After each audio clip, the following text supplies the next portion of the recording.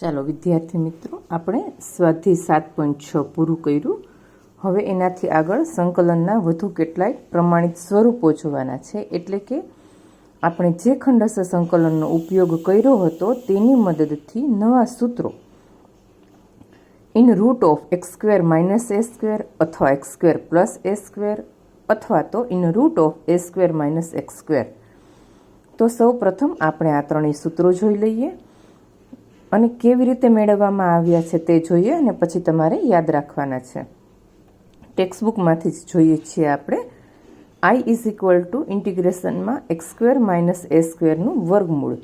હવે કાંઈ ન હોય તો ગુણાકારમાં 1 આપણે અચળ પદ તરીકે લઈ લઈએ છીએ અને ખંડસ્થ સંકલનની મદદથી તેનું આપણે સંકલન કરીએ છીએ. તો અહીં યુ અને વીના નિયમ પ્રમાણે જોવા જઈએ તો યુ તરીકે in root of x square minus a square અને વી તરીકે 1. એટલે કે ખંડસ્થ સંકલનનો આપણો નિયમ કે યુ વાળું પદ એટલે આ એમના એમ 1નું સંકલન એક્સ માઇનસ ઇન્ટિગ્રેશનમાં આ પદનું વિકલન વર્ગમૂળમાં એક્સ સ્ક્વેર માઇનસ એ સ્ક્વેરનું વિકલન એટલે કે રૂટ એક્સ હોય તો 1/2 રૂટ એક્સ અને અહીં એક્સ સ્ક્વેરનું પાછું 2x. 1નું સંકલન x into dx x in root of x square minus a square minus ઇન્ટિગ્રેશનમાં x square upon in root of x square minus a square d square. પેલું પદ છેક સુધી એમના એમ રહે છે અને બીજા પદમાં આપણે એ સ્ક્વેર ઉમેરીએ છીએ અને બાદ કરીએ છીએ. આ બંને પદનું સાદુરૂપ આપીએ તો વર્ગમૂળમાં x square minus a square બાકી વધશે અને અહીં માઇનસની નિશાની એટલે માઇનસ એ સ્ક્વેર ઇન્ટિગ્રેશનમાં dx upon in root of x square minus a square. આપણે જોઈએ તો આ મૂળ રકમ જેવું જ પદ જોવા મળે છે એટલે એને આપણે આઈ તરીકે લખશું. તો 2i is equal to x in root of x square minus a square ઇન્ટિગ્રેશનમાં dx upon in root of x square minus a square. એટલે કે હવેથી આ નવા સૂત્ર તરીકે યાદ રાખવાનું છે. ઇન્ટિગ્રેશનમાં in root of x square minus a square અત્યાર સુધી જે જોયા એ એકના છેદમાં હતા. આ બધી કિંમતો અંશમાં જોવા મળે છે. તો રૂટમાં એક્સ સ્ક્વેર માઇનસ એ સ્ક્વેરનું સંકલન x/2 in root of x square minus a square upon 2 આ 2 અહીં છેદમાં આવશે અને આ પદનું સંકલન log mod of x plus in root of x square minus a square plus c તરીકે યાદ રાખવાનું છે. હવે આવી જ રીતે જો માઇનસની જગ્યાએ અહીં પ્લસ હોય તો આ એક પ્લસ, આ બીજી જગ્યાએ પ્લસ અને આ ત્રીજી જગ્યાએ.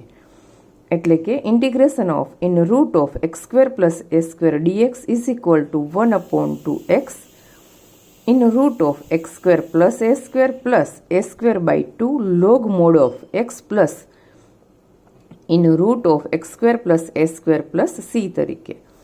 અને ત્રીજું સૂત્ર ઇન્ટિગ્રેશનમાં in root of a square minus x square dx હોય તો 1/2x in root of a square minus x square plus a સ્ક્વેર/2 sine inverse x upon A plus c તરીકે જોવા મળે છે. આ ત્રણ સૂત્રો 5 વખત લખીને યાદ રાખવાના છે અને જોયા વગર પણ તમારે બધાએ લખવાના છે. હવે આ ઉપરાંત બીજા નવા સૂત્રો પણ છે.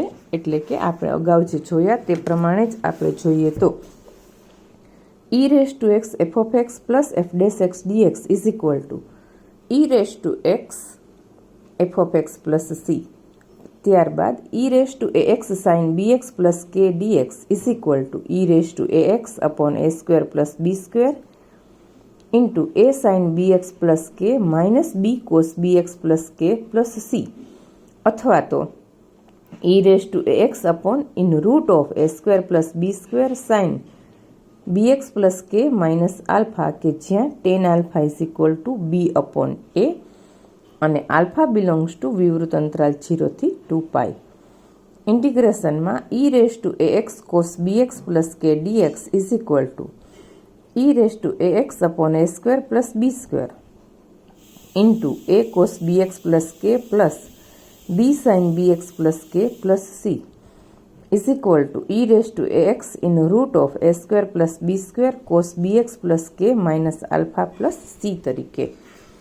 એટલે કે જ્યાં tan alpha is equal two b/a અને આલ્ફા બિલોંગ્સ ટુ 0 થી 2π.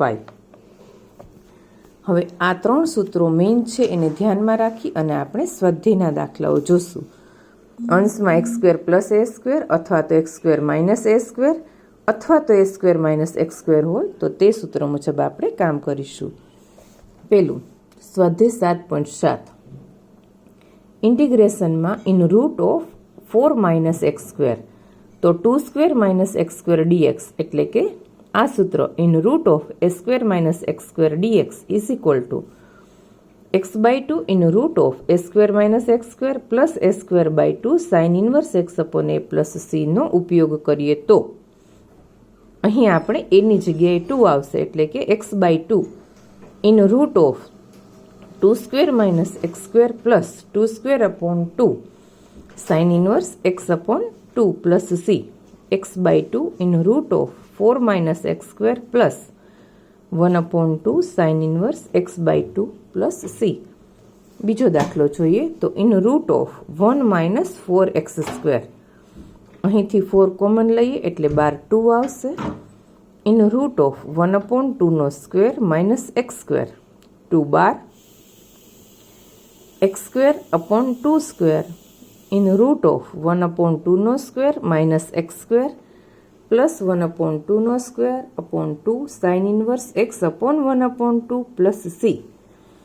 ફરીથી પેલા દાખલા મુજબ જ સૂત્રનો ઉપયોગ કરતા એટલે કે 2 બ્રેકેટમાં x/2 in root of 1/4 minus x² plus 1/8 sine inverse 2x plus c x/2 in root of 1 - 4x² plus 1/8 sine inverse 2x plus c તરીકે.